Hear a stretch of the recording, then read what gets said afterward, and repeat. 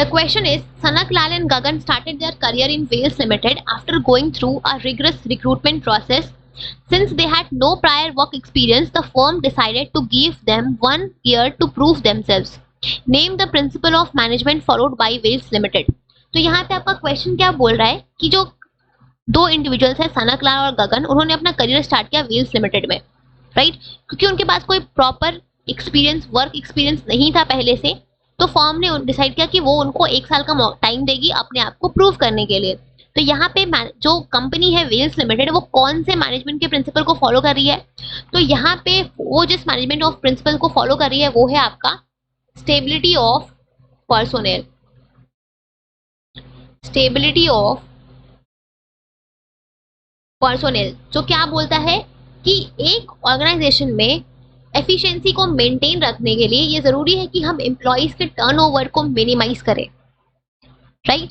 जो भी आपके फ्यूल का क्या कहना है कि किसी भी ऑर्गेनाइजेशन में एफिशिएंसी को मेंटेन रखने के लिए हमें ये जरूरी है कि हम अपने एम्प्लॉइज के टर्नओवर को मिनिमाइज करें, ठीक? ये जो फ्रिक्वेंटली एम्प्लॉइज आ रहे हैं या तुरंत जा रहे हैं, हमें इसको मिनिमाइज करना, हमें एम्प्लॉइज के टर्नओवर को मिनिमाइज करना है।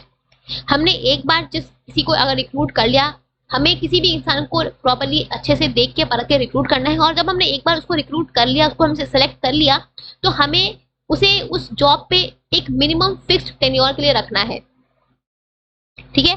हमें उसे एक रीजनेबल टाइम देना है अपने आप को प्रूव करने का, ठीक है? इससे क्या होगा?